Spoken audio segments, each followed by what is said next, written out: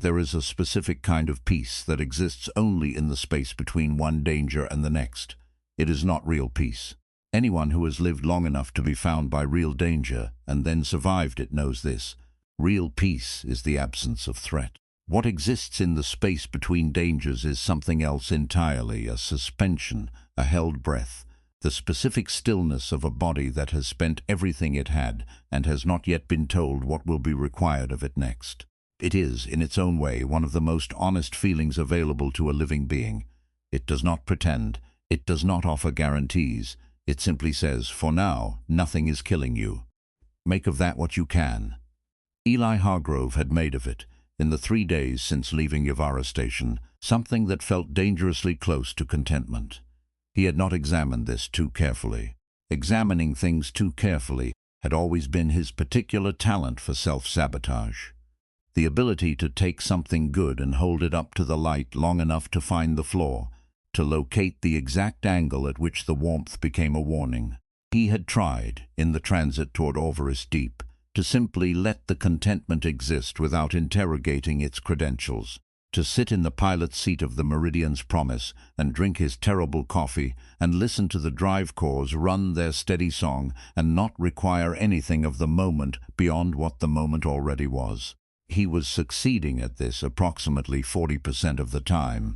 MERI had noted this, as MERI noted most things, and had chosen not to comment on it, as MERI chose not to comment on some things, which was itself a form of comment that Eli understood and appreciated. Vale had settled into the ship in the way that some people settle into spaces, not by occupying them but by becoming part of their atmosphere, the way certain sounds become part of a room's acoustics, until you can no longer imagine the room without them. She had learned where everything was within a day and a half. She had rearranged the cargo hold's secondary storage with an efficiency that MERI had called, in a tone of mild professional affront, marginally better than my original configuration, which I will acknowledge without celebrating. She had developed a relationship with the hydroponic unit, a small, maintenance-grade growing module that kept a rotating selection of herbs and basic food plants for long transit, that involved spending 30 minutes each morning simply present beside it, her hands occasionally touching the soil or the leaves in a way that Eli understood, from what she had told him about the Velsora settlement gardeners, was not casual. He did not interrupt this. It was, he understood, the closest thing to home she had access to. In the evenings, station time which the Meridian's Promise maintained for circadian regulation, she would come forward to the cockpit and sit in the co-pilot's seat, which was her seat now in every practical sense, and they would talk, not always about large things, sometimes about small ones, about the specific mechanics of how MERI managed the drive corps during long transit, which Vale found fascinating in the way that people who have spent their lives in natural settings find complex machinery fascinating, not with alienating, but with genuine curiosity about how something so unlike living systems could be so persistently alive in character. About the food, which was uniformly mediocre and which they had developed a shared vocabulary for rating, a vocabulary that MERI contributed to enthusiastically, and that was becoming gradually a private language. About the stars. They sound different out here, Vale said on the second evening. She was looking at the forward viewport. The stars in deep transit had a specific quality, not the fixed brilliance of a planet's night sky, but something slightly softer, slightly more present. The light of things that are still arriving. Stars don't make sound, Eli said. Everything makes sound, she said, in the tone of someone correcting a small, forgivable error. The question is whether you have the instrument to receive it. The Thessary can feel electromagnetic radiation at certain frequencies. Stellar output has a quality, not quite sound, but in the same neighborhood. Each star has a signature. She paused. Out here, without a planet's atmosphere filtering it, the signatures are cleaner, louder. It is, she stopped. It is very full. I am not used to this much signal. Is it overwhelming? She considered this with the honesty she brought to most things. It was the first night. Now it is becoming like a room. You stop hearing the room after a while. You hear the things that change inside it. He drank his coffee. She drank the tea that MERI had been experimenting with. using dried herbs from the hydroponic module and a Pelhari steeping formula that produced something warm and slightly mineral that Vial had said, reminded her of the stone corridors of Velsora, which meant that MERI now considered herself a master of Thessi comfort beverages and had opinions. On the third day, Eli caught himself thinking about what came after Orvaris Deep. He had been very careful not to think about this. Orvaris Deep was the destination, and destinations were safe to think about because they had a defined content. The compact legal office, Vale's testimony, the formal filing of the Velsora documentation, the opening of an investigation that Kovrath could not simply purchase their way around, because the compact's cultural preservation mandate had teeth when someone was in front of it demanding they be used. This was the plan. Plans were the appropriate unit of thought. After the plan was where things became complicated. He was in the middle of not thinking about this when MERI said, without preamble, in the voice she used for things that were not emergencies yet, and she intended to keep that way through careful communication.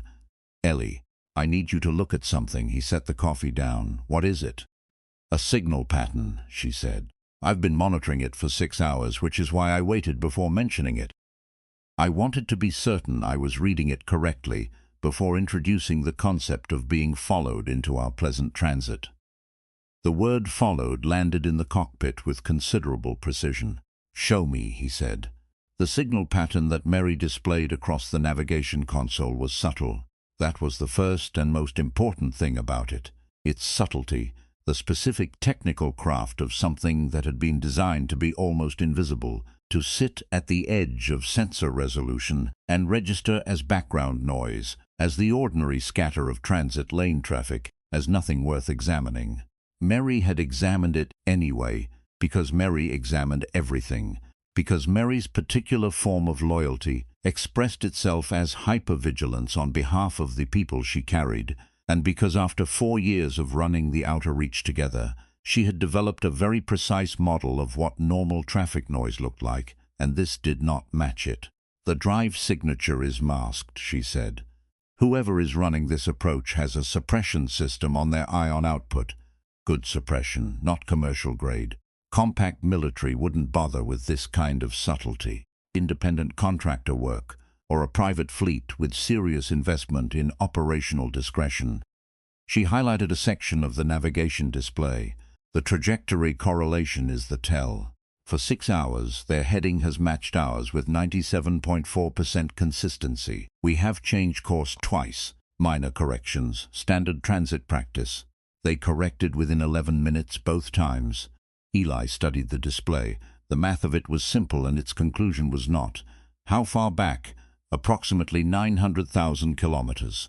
Well outside visual range, well inside sustained pursuit range for a vessel running that kind of drive suppression, which means they are not in a hurry. They are pacing us, staying back, waiting. That is the reading that concerns me, yes. Vale had come forward when she heard MERI's tone. She was standing in the cockpit doorway, her presence adding its particular warmth to the air of the space, and she was very still. "I can't feel them at this range," she said. 900,000 kilometers is well beyond sensing distance. But, she paused, in the market, the Kovrath operatives, the suppression system, the pacing. This is Vonn's approach signature. Eli looked at her. "He is precise and methodical," she said. "You noted that, Corvus told you. This is methodical. He did not come back with the same 6-person team. That would not be methodical after what happened at Yavara. After a wide-band broadcast on commercial frequency, after a merchant guild intervention, after a priority transit authorization was filed in the compact system. She was working through it the way she worked through most things, with the particular clarity of a mind that was accustomed to information in multiple channels simultaneously and had learned to synthesize it quickly. He came back with something larger, something that doesn't need to rush because it doesn't need to chase. It simply needs to arrive wherever we arrive." "Orvaris Deep," Eli said. "Orvaris Deep," she agreed. The 3 of them sat with this information for a moment, or 2 of them sat with it, and one of them hummed at a slightly elevated drive frequency that MERI sometimes produced when she was processing something she found particularly problematic, which functioned as the ship equivalent of a very controlled, very quiet expression of deep concern. "I've been doing other things," MERI said, "while I was monitoring the signal. I hope you don't mind." "What other things?" "I intercepted several fragments of narrowband encrypted communication that originated from the vessel behind us. The encryption is Kovrath standard, which I can say with confidence because I spent the last 6 hours cross-referencing the encryption architecture against the Compact's Open Security Registry, where the Kovrath's commercial communication protocols are on file because the Kovrath, until recently, were a legally operating commercial enterprise." A pause. "The fragments are partial, but 2 of them contained enough unencrypted header data to be useful. The first referenced a confirmation of active interdiction orders. The second—" She paused with her particular kind of pause, the kind that was doing organizational work, preparing the listener. "The second referenced an authorization level that I have not seen in any Kovrath communication before. Vonn's previous operation was authorized at recovery specialist level, standard commercial enforcement tier. What is behind us is authorized at Syndicate Executive Mandate level." The words sat in the cockpit. "Tell me what that means," Eli said, not because he couldn't guess, because he wanted MERI to say it precisely. "It means your broadcast changed the category of what we are," she said. "Before Yavara, we were an inconvenience, a cargo runner who got in the way of a recovery operation. That is a recovery specialist problem. After the broadcast, after you transmitted the Kovrath's harvesting operation to every commercial frequency monitor at Yavara, after I forwarded it to 3 correspondent services and a compact investigative registry and a journalist named Eli Hargrove who has been building a case for 14 months. She stopped. "We are now an existential threat to the Kovrath Syndicate's core commercial operation. Their empathy chip market is worth, by my conservative estimate, based on compact trade registry data, somewhere between 400 million and 1.2 billion credits annually. We are the beings who publicly named what those chips are made from. We are the primary witnesses to an active recovery operation, and one of us—" Her voice shifted just slightly into the gentler register she kept for things that cost something to say. "One of us is the last living survivor of a Kovrath colony operation who can testify to what she experienced and what she sensed. To the Kovrath, that is not a recovery operation anymore. That is an elimination mandate." Silence. Then, from the comm system, from outside, from the network of transit lane beacons and long-range signal relays that threaded the space between here and Orvaris Deep, a different sound, a hail, narrowband, tightly focused, directed specifically at the Meridian's Promise. From ahead of them, not behind, from Orvaris Deep. MERI answered it before Eli asked her to, because she had already assessed it and found it clean. The voice that came through was swift and slightly compressed by distance, the kind of voice that spoke quickly, because it was accustomed to operating in situations where speed was more valuable than elegance. "Meridian's Promise, this is Eli Hargrove, correspondent, registered with the Outer Reach Independent Press Collective, and currently aboard Orvaris Deep under press authorization. I've been waiting for your approach signal. You need to know several things before you dock, and I need to tell you all of them immediately. Are you able to receive?" Eli looked at the navigation display, at the 900,000-kilometer shadow pacing behind them. "We're receiving," he said. "Go ahead." What Eli Hargrove told them, in the compressed, precise delivery of someone who had been a field correspondent for 11 years and had learned to transmit the maximum amount of critical information in the minimum time window, took 4 minutes and 20 seconds and rearranged the architecture of what they were dealing with in ways that Eli spent the next 2 hours processing. The first thing, Eli Hargrove had received MERI's forwarded broadcast within minutes of transmission, because she had been monitoring all commercial frequency traffic out of Yavara Station for 3 months, which was one of the things you did when you were 14 months into investigating a criminal operation that had successfully suppressed every prior attempt to expose it. The broadcast had given her what she had been missing: a primary witness, documentation of an active operation, and a named Kovrath operative conducting an identifiable recovery mission on a named station. The second thing, Wren had spent the 72 hours since the broadcast filing with the Galactic Compact Investigative Commission. The filing had been accepted. A formal inquiry had been opened. But a formal inquiry, she explained, with the brisk pragmatism of someone who had watched formal inquiries move before, was a process, and processes had timelines, and timelines could be compressed or extended by any number of things, including the availability of witnesses. The third thing, 2 other Kovrath vessels had entered the transit lanes approaching Orvaris Deep in the last 48 hours. One had docked. One was holding in a nearby orbital position she had flagged as legally ambiguous, close enough to move quickly, far enough to claim transit passing. The one that had docked had registered under a commercial freight designation, listed cargo as agricultural compounds, and had a crew manifest that did not match any registered commercial carrier in the Outer Reach database. The fourth thing, which she delivered last, and which she delivered with the particular quality of a journalist who had been carrying something heavy for a long time and had finally found the person it needed to go to. The Velsora colony on Hadarat Moon was not the first. I documented evidence of operations against Thessari settlements on 4 other moons and 2 inhabited asteroid colonies.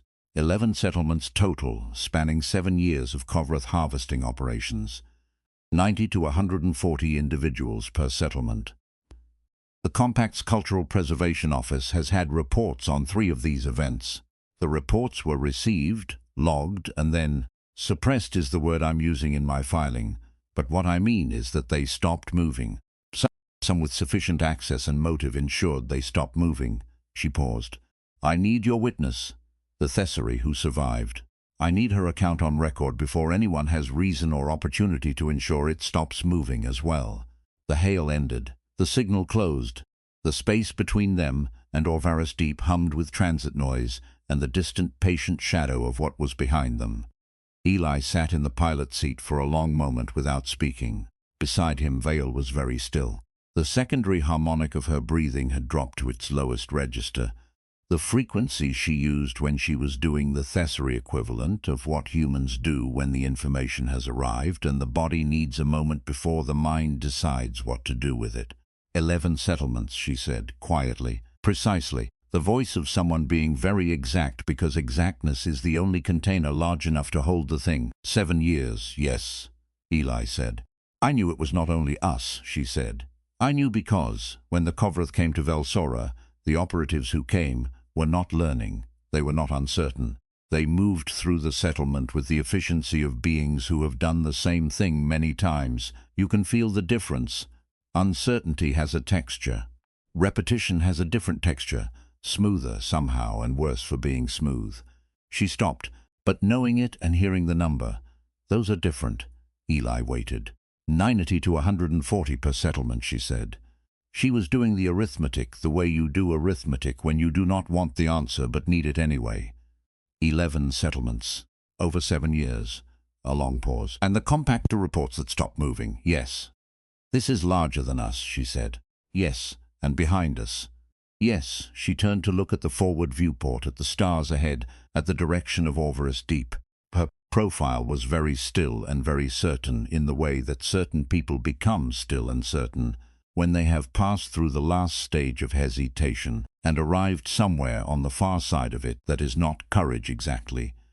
Courage involves an alternative, but is the quality that exists when there is no alternative, and the only question is how to proceed. Then we proceed, she said. Eli looked at her. We do not have the option of being small about this, she said. The harmonic under her voice was something he was learning to read, and what it carried now was not bravado. It was the specific frequency of someone who has decided that what they are carrying is larger than their fear of carrying it. 96 people from Velsora, whatever the full number is across 11 settlements. 7 years, the compact reports that stopped moving. She turned to look at him. I am the last person who felt those people, who was inside their emotional field. I am the Thessari resonance, what we sense. It does not take data or recording or evidence, it takes presence. I was present on Velsora the day it ended. What I carry cannot be replicated or fabricated or challenged on the grounds of second-hand knowledge. A pause. I have been afraid of telling it because telling it means being in the room with it again. But not telling it means that no one who has the authority to act on it ever knows it precisely enough to act. She paused once more. My people deserved someone present at their end. They have me. I am going to be present at the accounting for it. The drive cores ran. The stars held still in their ancient, indifferent way. "MERI," Eli said. "Yes," she said, in the voice of a ship who has heard everything and has been very quietly running calculations for the last 4 minutes. "What do we need to get into Orvaris Deep without the vessel behind us being able to move on us before we reach the compact legal office?" A pause. "Several things," MERI said, "some of which I have already started, and one of which is going to require you to trust me completely and not ask too many questions while I'm working." "When has that ever gone wrong?" Eli said. "I will not dignify that with statistics," MERI said. "Here is what I have in mind." What MERI had in mind was, like most of MERI's better ideas, something that occupied a technically legal space in a creatively interpreted reading of the relevant regulations, and that required Eli to be comfortable with specific ethics of a woman who had spent 4 years developing her own moral framework in the space between the Compact's jurisdiction and the Outer Reaches' understanding of same. The Galactic Compact maintained in all transit lanes approaching registered way stations under its protection mandate an emergency beacon relay system. The system was intended for vessel distress. A ship could file an emergency approach signal that required the receiving station to hold approach lanes clear and prioritize the distress vessel's docking clearance. The system was audited, logged, and theoretically restricted to genuine emergencies. MERI's position was that their situation qualified. She held this position with some conviction. "I am not filing a false emergency," she clarified. "I am filing an accurate emergency. We have a vessel of unknown classification that has been pacing us for 9 hours with drive suppression and encrypted communications referencing active interdiction orders. We have a named passenger who is a material witness in an open Galactic Compact investigation. We have reason to believe that a hostile commercial operation has pre-positioned assets at our destination with intent to prevent our arrival. Any one of these conditions would qualify as an emergency under the Compact's beacon relay statutes. Together they constitute what I would describe as a rather emphatic emergency." A pause. "I've filed it as all 3 simultaneously. The receiving station is required to respond within 12 minutes. The response from Orvaris Deep came in 11. It came from someone who identified herself as Station Commander Yavara Vonn, and her voice had the specific quality of a Compact official who has received 3 emergency classifications from a single vessel simultaneously and has decided that her morning has become interesting whether she wanted it to or not. Her background was clipped, professional, the sounds of a command center, doing its immediate operational work around her. "Meridian's Promise, I have your emergency filings. I also have a communication from Correspondent Sela Wren that I received 71 hours ago, and which I have been sitting on while I determined what to do with it." "You have resolved my uncertainty." A pause that carried, even compressed by distance, the sound of a decision being made. "I am issuing you priority approach authorization under Compact Transit Statute 412. You will be in the first approach lane. I am also, and I want you to understand that I am doing this on the basis of the Compact investigation filing, not on the basis of anything that would give me or this station legal complications with entities that have not yet been formally indicted." Another pause. "I am flagging the orbital position currently held by an unregistered vessel, registered as the Cathara Commercial Freight, operating under registration number OCF 7741 as a transit lane obstruction, and issuing it a formal deviation order. The vessel has 40 minutes to clear the approach corridor. If it does not, Station Traffic Authority will have grounds for an active enforcement response." She paused one more time. "Get here quickly, Meridian's Promise. Once you are docked under Compact jurisdiction with your passenger on record, the legal picture changes considerably. Right now you are in transit and therefore technically in unprotected space. Dock, then we will deal with the rest." The comm closed. In the cockpit, a brief silence. "I like her," MERI said.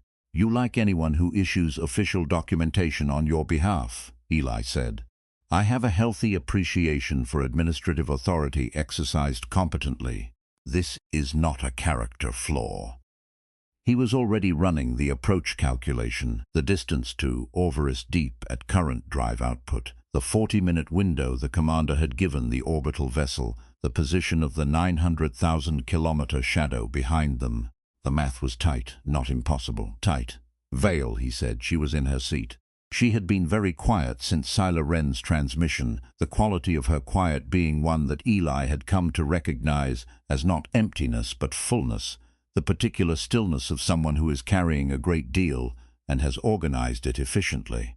I know, she said. We need to move faster. I'm going to push the drive cores to 80% output. It will shorten our window to Orvaris considerably, but it will also be detectable. The vessel behind us will know we've accelerated, and they will accelerate in response, she said. Yes, which means we will arrive faster but with less gap between us and them than we currently have. Yes, she nodded, not because she was comfortable with it, because she had assessed it and found it the best available option among options that were all some kind of cost, and the ability to choose the cost, rather than have it chosen for you was, in her experience, as close to control as most situations allowed. 80%, she said. The Meridian's Promise surged. The drive cores went from their comfortable cruise to something leaner and more urgent, and the ship's ambient vibration changed character from the low, settled hum of sustained transit to the slightly higher, tighter frequency of a vessel that is working rather than resting. Eli felt it in the seat, in the floor, in the particular way the air moved differently when the ship was running hard. Behind them, exactly as predicted, the pacing vessel responded. Its drive suppression was still active. MERI could see the masked ion output, but the speed profile changed, the shadow closing from 900,000 kilometers towards 750, working to match their new pace. They're running a larger drive than we are, MERI said. The acceleration curve is steeper. At 80%, we gain some initial separation, but over a sustained run toward Orvaris, they will close the gap. How close will they be when we dock? If we maintain 80% and they maintain their current acceleration response, approximately 212,000 kilometers, well within weapons range for a vessel with military-grade armament. A pause. I don't know if they have military-grade armament. I have suspicions, given the suppression system and the Syndicate Executive Mandate authorization, that I find uncomfortable. Eli opened the narrowband channel to Sylar Wren. She answered immediately, which told him she had been sitting on the channel waiting for exactly this. I see your approach vector, she said. I see the deviation order on the orbital vessel. You're close. Tell me about the vessel that docked, he said. The one with the mismatched crew manifest. Where is it now? A pause. Bay 11, on the commercial docking level. I've been watching it. No one has come off it since it docked except a single operative who visited the station's administration office, stayed for 40 minutes and returned.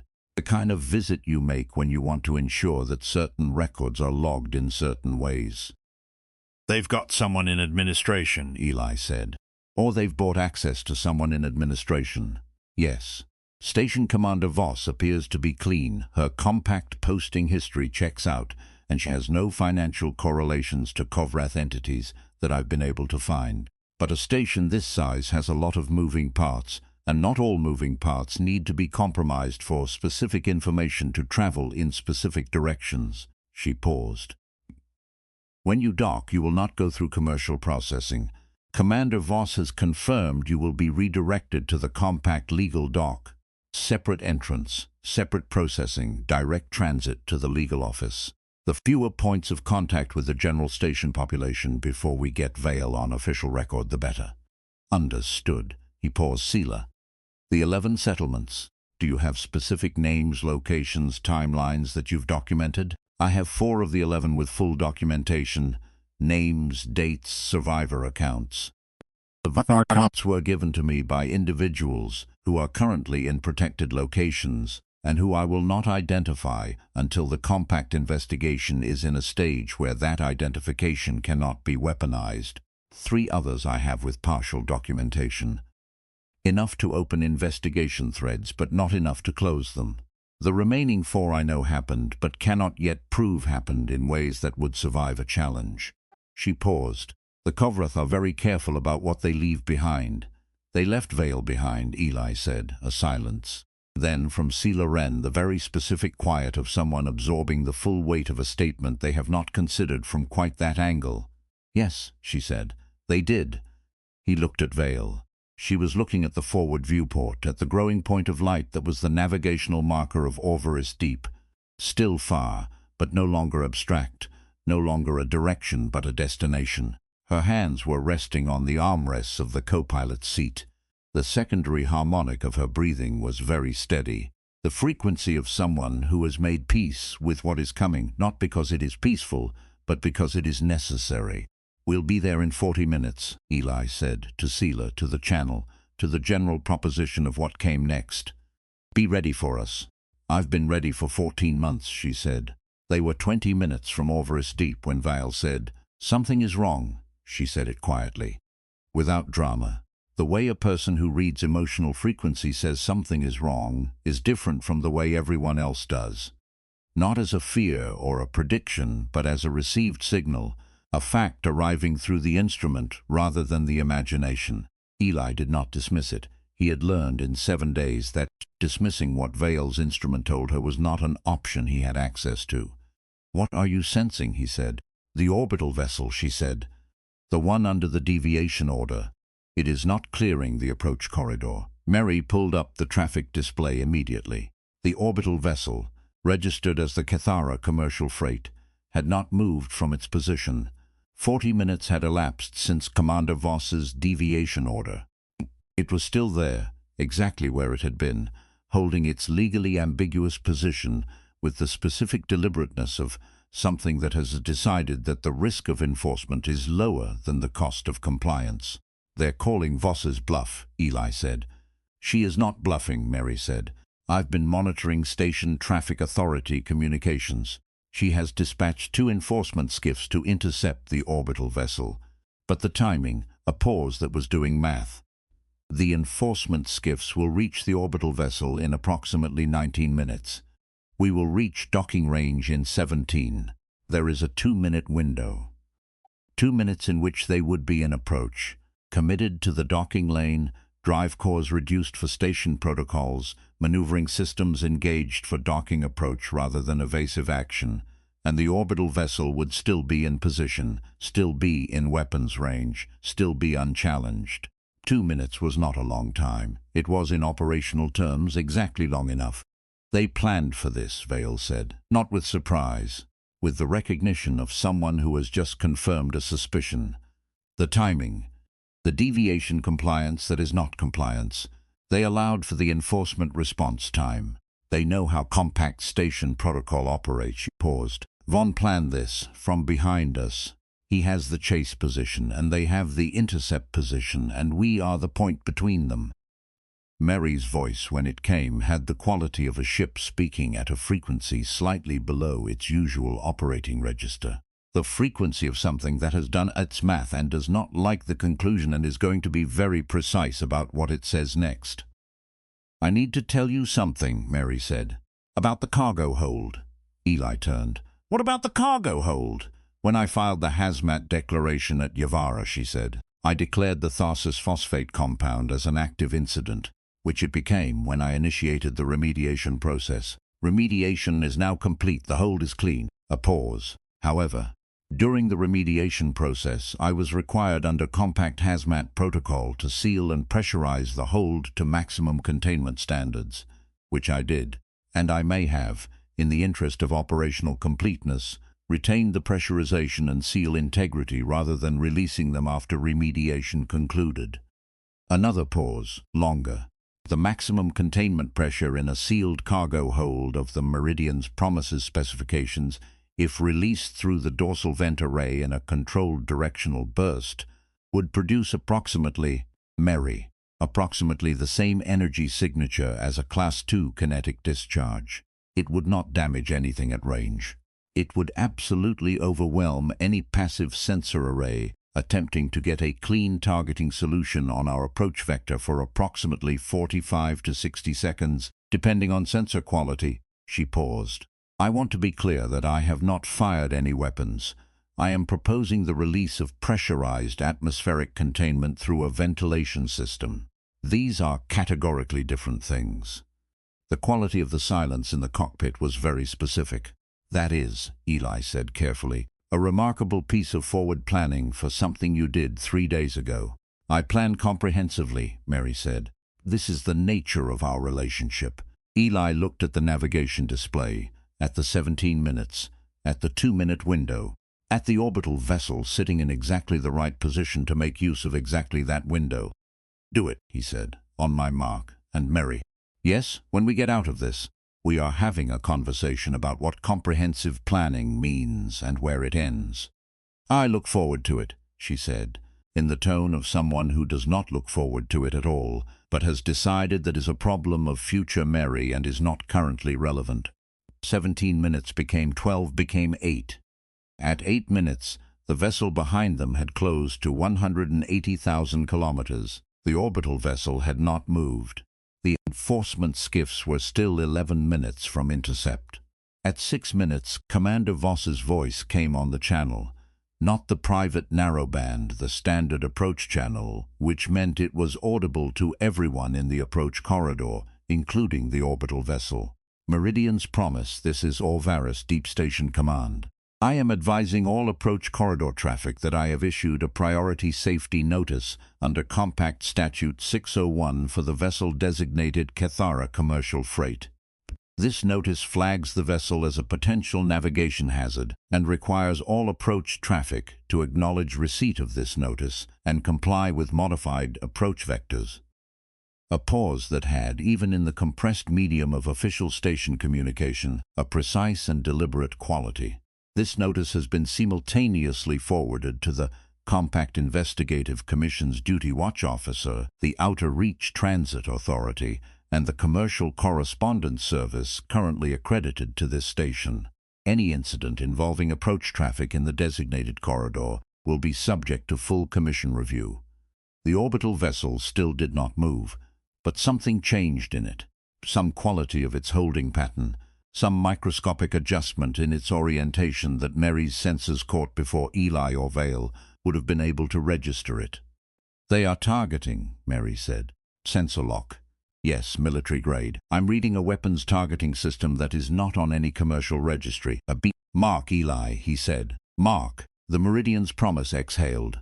The dorsal vent array, which was a perfectly ordinary piece of cargo hold atmospheric infrastructure, vented 400 cubic meters of maximum containment pressurized gas in a controlled directional burst that hit the space around them like a silent expanding wave of signal interference. It was not a weapon. It was emphatically not a weapon. It was atmospheric maintenance with directional specificity and aggressive timing.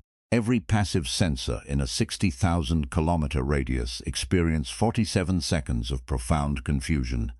Eli flew on instruments blind the way you fly when you have trained for blind approaches, because you spent 2 years running routes where visual approach was not an available option and your ship's AI had opinions about your preparedness.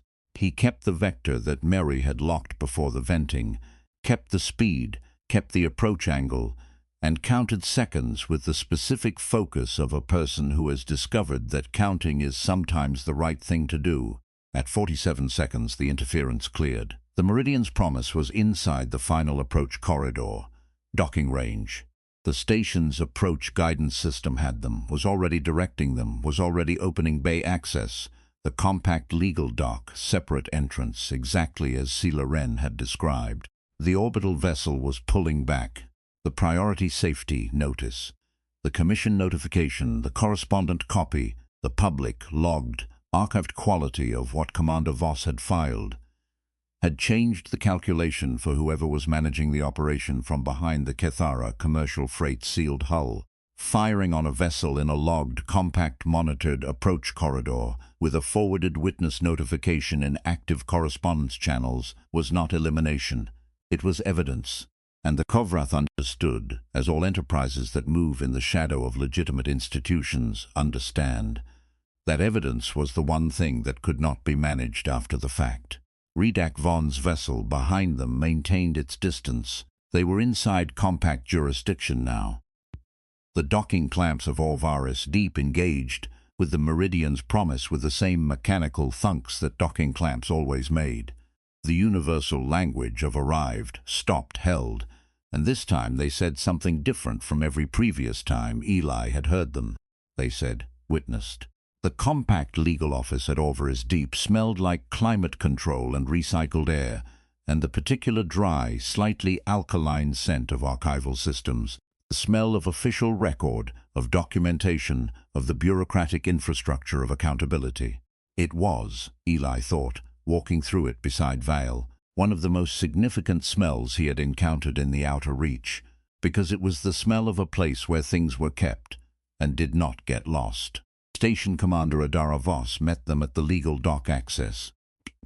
She was compact and precise in her movements, the kind of person who had spent years in operational environments where efficiency was not a preference but a requirement, and who had internalized it to the point where, even standing still, had a quality of purposeful deployment. She looked at Eli, and then she looked at Vale with the specific attention of someone who has received extensive documentation about a situation and is now encountering the situation itself, and finding that documentation was not fully adequate preparation. Vale of Velsora, she said. Not as acknowledgement. Yes, Vale said. I want you to know, Voss said, and her voice had shifted slightly from its operational precision into something less armored, that the Compact Cultural Preservation Mandate includes specific provisions for the protection and support of individuals presenting testimony of cultural harm. You have rights here that did not exist in open transit. You are on record as of 40 seconds ago when you passed through this access point. The documentation of your presence here is logged, archived, and simultaneously held in 3 compact registry locations in the core, the mid-reach, and the outer reach compact substation at Hereth 4. That documentation cannot be retroactively altered or deleted. She paused. I am telling you this because I want you to know that you are not only physically here, you are on record. That is a different kind of safety, and I want you to have it consciously. Vale stood with this for a moment. The secondary harmonic of her breathing did something that Eli had not heard it do before. A brief, ascending shift, quick and involuntary, like a note struck by accident that turns out to be exactly right. Thank you, she said. Sela Wren was in the legal officer's consultation room, a small functional space with a table and recording equipment, and the specific quality of rooms designed for people to say things that need to be preserved. She rose when they came in. She was tall, with the particular stillness of someone who moved very fast when things required it and had learned to conserve motion in the intervals. Her eyes went immediately to Vale, and what was in them was not pity, which would have been wrong, and was not professional assessment, which would have been insufficient. It was something closer to the expression of a person who has been working toward a moment for a very long time, and is now in the moment and is making sure they are fully present for it. 14 months, she said. I've been working toward this for 14 months. I want to say that not so you'll be grateful, but so you understand that I know what you've come through. Some of it, as much as documentation and testimony from others can convey. She paused. What you carry, what you can tell me, it's not the same as what I have. It's more. It's the inside of it. Yes, Vale said. I need to ask you something before we begin, Sela said. Something that is not in any protocol. Do you want to do this? Not can you, not will you. Do you want to? Because wanting matters here. Because you have been wanted for the wrong reasons by the wrong people, and I refuse to be one more entity that requires something from you without asking if you're willing. Vale looked at her for a long moment. The kind of look that, even without Thessary sensitivity, carried the weight of genuine assessment, one being taking the full measure of another. Yes, she said, I want to. I have wanted to since I ran from the settlement. I did not know how or where, or whether wanting was enough. Now I am here, and there is a room with recording equipment and someone who has been building the frame for 14 months, and I am the last person who was present for what happened, and yes, she paused, I want to. Sela nodded. She sat. She activated the recording system. Then let's begin, she said. Eli did not stay in the consultation room. He understood, without being told, that the testimony that needed to happen in that room was not his to witness, that his presence, however well-intentioned, would be a kind of weight on a process that needed to be about Vile and what she carried and what she would choose to give. He left them to it. He went back to the Meridian's Promise, to the pilot seat, to the cooling coffee, to MERI. She's giving testimony, he said. Yes, MERI said. I know. I've been monitoring the station comm channels. The recording system registration was logged 11 minutes ago. He sat for a while. The docking bay of Orvaris Deep was quieter than Yavara's had been, a compact station with fewer commercial operations and more administrative ones, the traffic more regulated, the ambient noise lower and more purposeful. Through the Meridian's hull he could feel the faint vibrations of the station doing its work, the way you feel the life of a building through the walls when you're inside it. MERI, he said. The Meridian Accord route, the Tharsis cluster. Do you still have the incident file? A pause that carried, within it, something careful. Yes, I keep it in the administrative archive. You have never asked me to access it since we filed the commission report. Sela Wren said the Kovrath have been operating for 7 years. 11 settlements documented. Suppressed compact reports. He paused. The route coordinator who guaranteed the Meridian clearance, his name was Devon Holt. He operated out of the Tharsis Cluster Commercial Registry. A longer pause. Eli. The Kovrath have been buying access to compact administrative processes for at least 7 years, he said. They have been ensuring that reports stop moving, that clearances are granted, that operational pathways stay open. His voice was very even, the evenness of someone who has been doing controlled breathing without deciding to. Devon Holt guaranteed a route with active pirate activity. He had access to the Tharsis Cluster Commercial Clearance System. He gave us a guarantee he should not have been able to give. He stopped. I want to know if there is any financial connection between Devon Holt and Kovrath-affiliated commercial entities. A silence of a different kind, the silence of a ship running a search. I cannot confirm it from available records, MERI said carefully. The Kovrath are very careful about what they leave behind. But there is a gap in Holt's commercial filing history, specifically a 7-month period 3 years and 9 months ago, in which his standard commercial operation filings went dormant and then resumed. That dormancy period correlates with, she paused. It correlates with the period in which a Kovrath-affiliated commercial holding company named Meridian Commercial Services was establishing new route guarantee partnerships across the Tharsis cluster. The docking bay held still around them. Eli breathed. That is not proof, MERI said. It is correlation is not. I know, he said. I know what it is and what it isn't. What he was doing in the pilot seat of the Meridian's Promise, in the docking bay of Orvaris Deep, with the coffee cold and the drive cores quiet, was not weeping. He was very clear about this. He was doing something adjacent to weeping, something that occupied the same geography in the body, but expressed itself differently, as a kind of stillness in the chest, a compression, a held quality that was not grief arriving, but grief shifting, changing position, the way a stone that has been pressing in a specific way for a long time feels when it is for the first time moved, not removed, not gone, not resolved, moved. They weren't mine to carry alone, he said, not to MERI exactly, to the air, to the coffee, to the weight that had been built into the architecture of him for 3 years, 2 months, and a number of days he had not been counting. The route. The guarantee. There was a mechanism behind it that I could not have known about without information I did not have.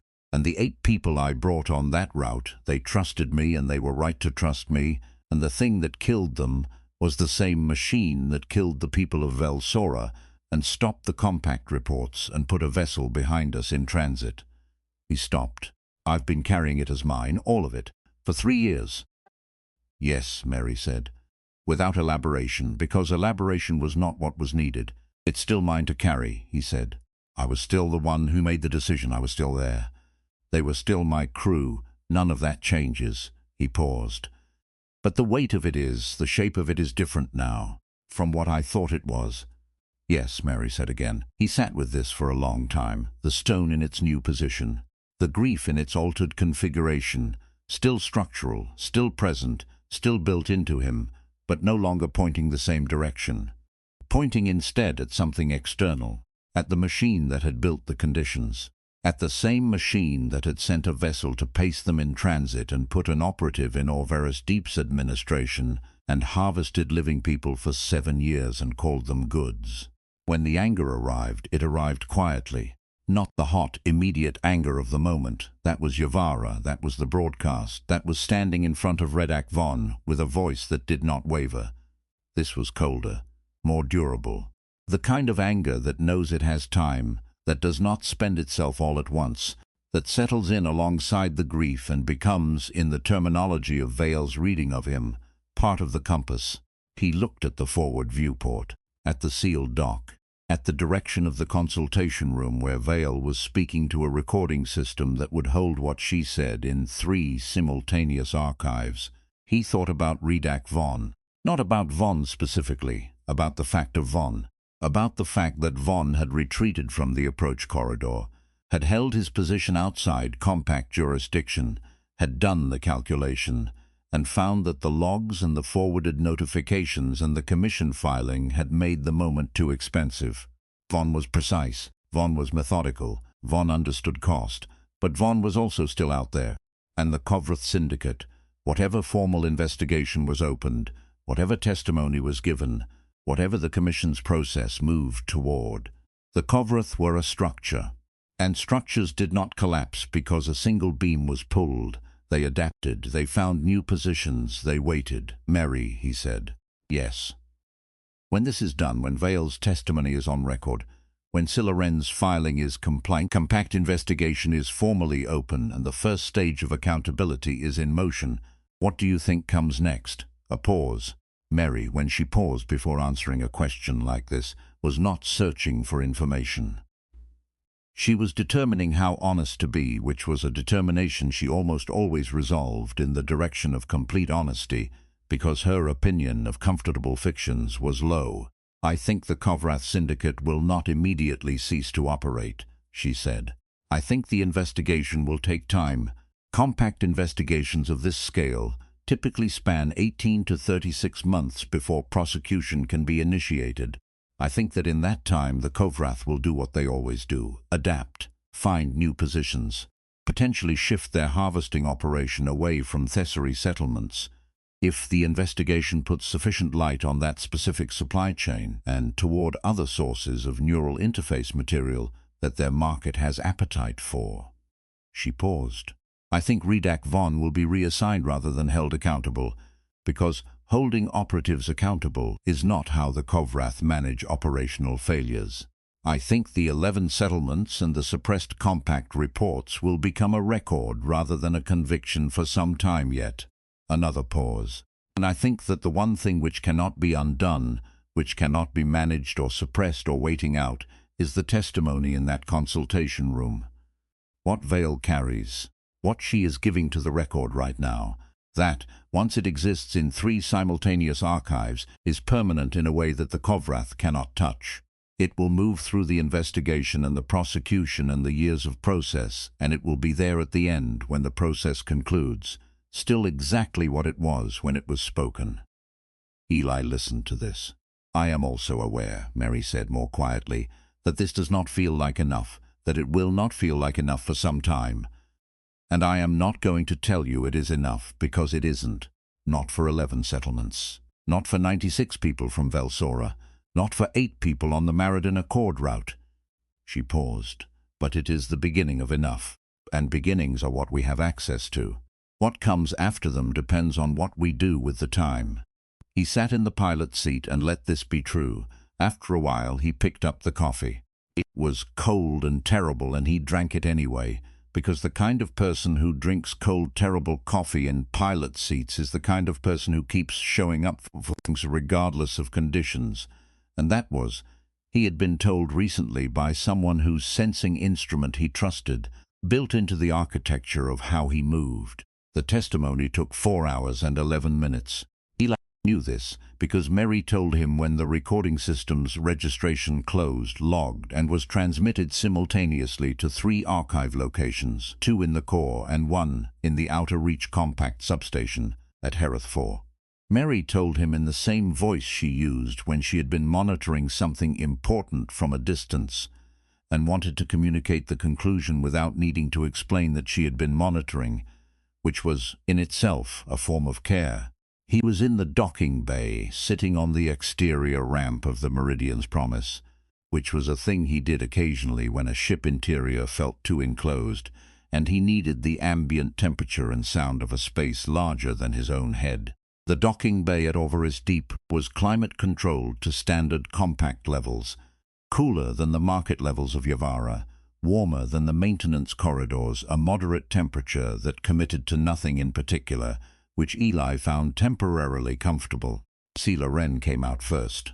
She stopped when she saw him, and something in her face had the quality of a person who has just completed something that cost considerably more than she had budgeted for, and is processing the expenditure. She sat beside him on the ramp without asking, which he found he didn't mind. "She is extraordinary," she said, not as a professional assessment, as a fact that had arrived while she was working and that she was still carrying. "Yes," he said, "the resonance testimony, the way she describes what she sensed, what she felt from the settlement on the day they came, what she felt from the operatives." Sela shook her head slowly. "I have 11 settlements of documentation. Survivor accounts from 4 of them. Nothing I've collected is what she carries, because what she carries isn't second-hand. It isn't testimony about what happened. It is the emotional reality of what happened, stored in a biological instrument that I cannot challenge, and the Kovrath cannot dispute, because it is not evidence in any conventional sense. It is presence. It is a person who was there in the most complete sense of being there." Eli looked at the docking bay ceiling. The structural members of the station, running overhead, the infrastructure of a place that had been built piece by beings who needed somewhere to be. "Will it be enough?" he said. "The way you described the process, the timeline, the investigation, 18 to 36 months, it will be enough to open what needs to be opened," she said. "Whether the prosecution ultimately concludes what needs to be concluded," she stopped. "I have been doing this for 11 years. I have filed investigations that resulted in conviction and investigations that resulted in acquittal and investigations that resulted in settlements that were, in any honest reading, an accounting that was less than what the harm required." She paused. "I have learned not to promise outcomes. I have learned to promise that the record exists, that it cannot be unmade, that it will be read and reread and cited and built upon, and that the universe of this case is permanently larger because of what was spoken in that room today than it was this morning." She looked at him. "That is not nothing. I know it sounds like a lawyer's consolation and a bureaucrat's comfort, and everything you would say to someone when you can't promise what they really want. But I have watched it work. Not cleanly, not fast, not completely, but work." He sat with this, the honest weight of it, the neither too much nor too little of what she was offering. "Thank you," he said, "for the 14 months. "You don't need to thank me," she said. "I was going to find this story regardless. You just—" She paused. "You and your ship and your broadcast made it possible to find it before the Kovrath found another way to ensure it wasn't findable." She stood. "I'll be filing the full documentary package this evening.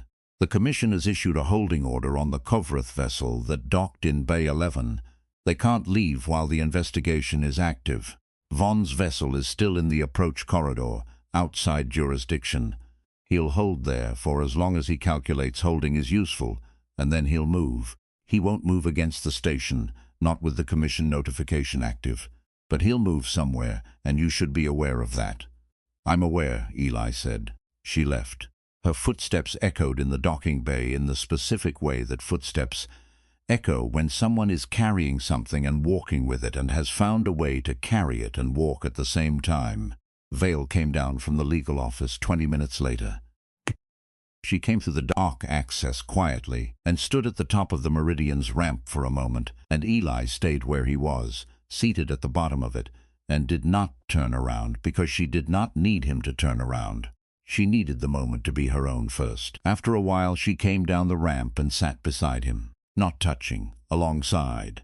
The docking bay breathed around them. 4 hours, she said. I know. I thought I would not be able to find it again. The way it was, the specific texture of what I felt. When you live inside an experience, it is present. You cannot choose to stop having it. But when you have to find it again deliberately, to go back into it consciously and retrieve it with enough precision to convey it to someone who was not there. She stopped. I was not sure it would be possible. Was it? Yes, she said. And the harmonic underneath it was something he had not heard before. Something that had the quality of a sound made after a very long-held breath is finally released. Not relief exactly.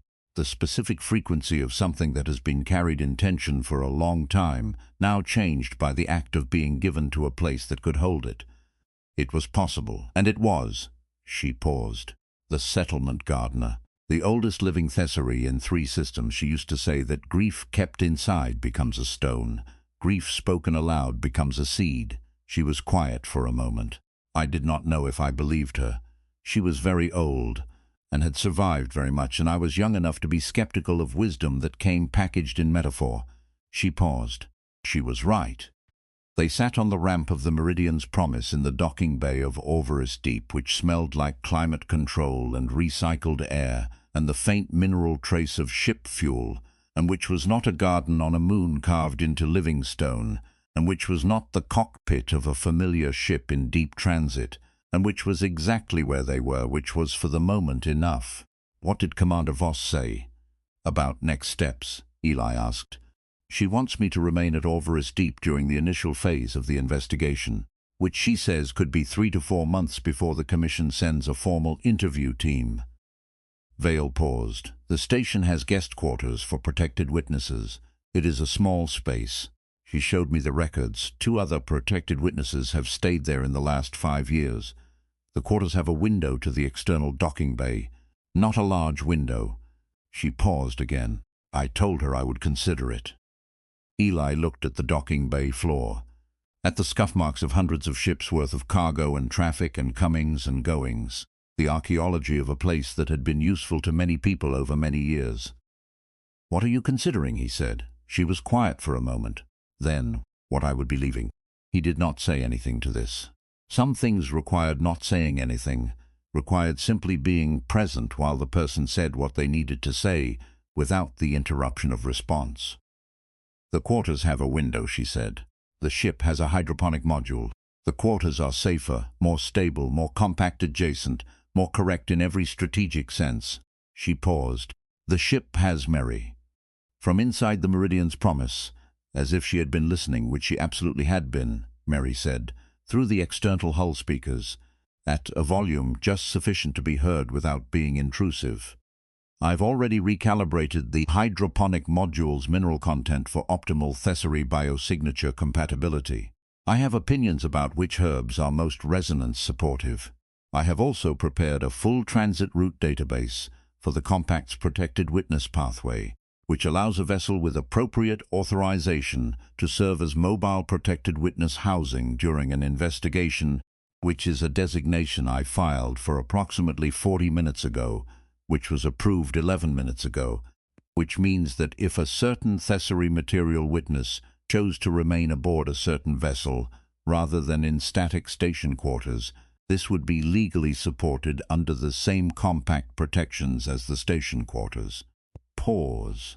I mention this purely as information. I have no opinions about the decision. Eli closed his eyes briefly. MERI. I have exactly the right number of opinions, she said. Which is all of them. Vale made the sound adjacent to a laugh, the one that had emerged that first time, small and surprised, and had been growing more itself each time it occurred. It was fully itself now. It occupied the air of the docking bay with the particular quality of a sound that belongs where it is. She filed it 40 minutes ago, Vale said. She plans comprehensively, Eli said. I've been told. Before you even came down from the legal office, Vale said. She filed it before she knew what you would decide. She knew what I would decide, Eli said. We've been together 4 years. She has data. Another sound from Vale, warmer this time or longer. Something with the quality of someone who has been carrying an enormous weight for a long time, and has found carefully and by degrees that the weight has not disappeared but has rearranged itself around two people instead of one, which changes its character without changing its mass, which is the only honest way the carrying of weight can improve. 3 to 4 months, she said, during the investigation phase. That's a lot of transit time, Eli said. I'll need cargo contracts, route planning. The Keth factor is still unhappy with me, so the Haderach corridor is probably out for a while. I've been looking at the mid-reach pharmaceutical runs. They pay well and the route is compact monitored, which has certain advantages at the moment. I would like to see the mid-reach, she said. There are Pellery settlements in the mid-reach, he said. Old ones. River system colonies that have been there for 200 years. They tend large gardens. Vale was quiet for a moment. Living gardens, large ones. The Pelhari have a commercial relationship with every grower in the mid-reach. Corvus would have contacts. He paused. If you wanted to be near something growing, while we wait for the commission. She was silent. The secondary harmonic of her breathing was doing something that he was beginning to recognize as the thesauri equivalent of a held breath, a pulling in of frequency, a quiet that preceded a decision. Then she released it. Yes, she said. The harmonic underneath said yes with the full weight of a person who has assessed every reasonable alternative and has found, to their own clear-eyed assessment, that this one is not the comfortable choice, or the safe choice, or the strategically optimal choice, but is the true one, which is a different category, and which the thesauri, apparently, had no word for avoiding. He stood. He offered her a hand up, because the ramp was steep and it was a thing you did, and she took it, because it was offered and it was a thing you accepted. And for a moment they stood at the base of the Meridian Promise's ramp in the docking bay of Orvaris Deep, hand in hand. Two people who had found each other in a market by the particular geometry of grief and desperation and the specific human quality of turning around. MERI, Eli said, looking up at the ship, at the hull that had carried him for 4 years, and had been, in all the honest and material senses, the one constant presence in the long transit of what he had been doing with himself. We're coming home.